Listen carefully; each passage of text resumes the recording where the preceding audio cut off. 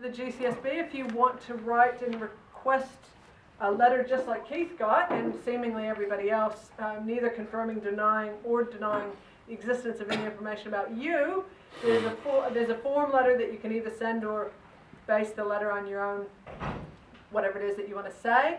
I generally would encourage people to do this, just simply because I think it's important to put some pressure on the agency that they know that people are angry about what's going on.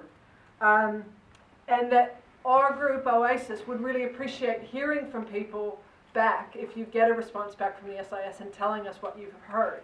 Because so far we haven't heard from anybody who has gotten a no response.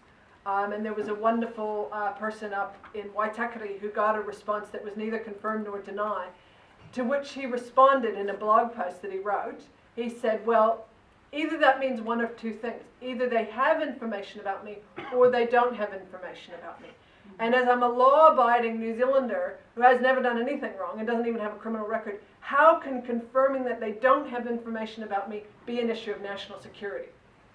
If they do have information about me, then as a New Zealand citizen, they've collected that information illegally. So how can the suppression of criminal offending by the state be good for national security? So he's kind of got them going both ways. So our email address is oasisfromsurveillance@gmail.com, and we just appreciate hearing from people what response you do get from the GCSB. So at this stage, I just want to open the floor up for questions or very brief comments to kind of either one of our speakers here. Could I start with, just before I turn the camera off, with a question for Nikki? Firstly, what is metadata? And secondly, you say they don't have the capability of scraping up all our emails.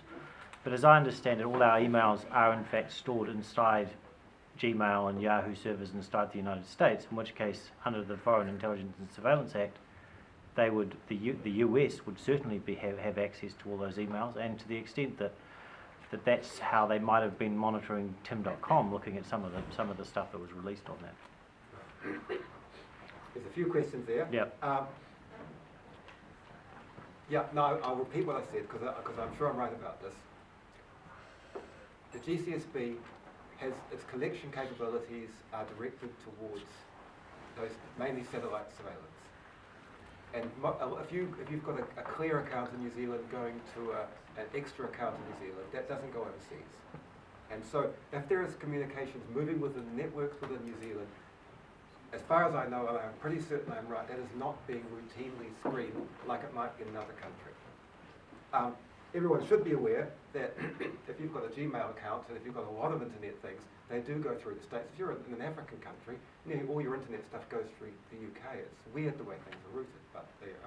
But in New Zealand, we're at the end of the cables. Business in New Zealand is not being, the GCSB is not applying the way that people imagine space age kind of, searching is not being applied to communications within New Zealand. That's pretty well certain. Yeah, thanks. Other question about metadata. Oh, sorry, metadata. Yes, thank you. Cold. What metadata means is, this is whether or not you're doing surveillance in Afghanistan or you're the police in New Zealand, this is the growth area of intelligence collection. I don't want to get all kind of intelligence talk, but this, say you're the spies in New Zealand, you're the SIS or the police, and you want to monitor somebody's telephone, it actually takes stacks of time. You've got to listen to it, you've got to keep special copies of it which you know haven't been tampered with. You've got to transcribe them, you've got to figure out who Joe is, who got mentioned once in a phone call, and it might be crucial. It takes a lot of effort to deal with phone calls. What is much easier to deal with is what's called the metadata. And this is, this person phoned that person phoned that person, it was at this date, they were near to that cell phone tower at the time when they did it. If you're a country which has got heavy surveillance at the moment, they build up what they call trees, which is that the telecommunication system is being highly monitored, and they can say, right, Alistair and I talk to each other.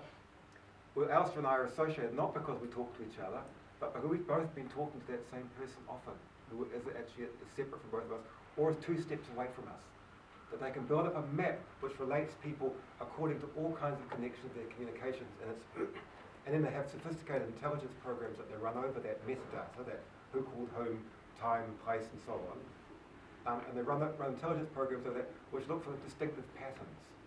When people stop talking to each other, who rings each other at particular times of day, what looks like normal business and what doesn't. This is what intelligence contractors are working on.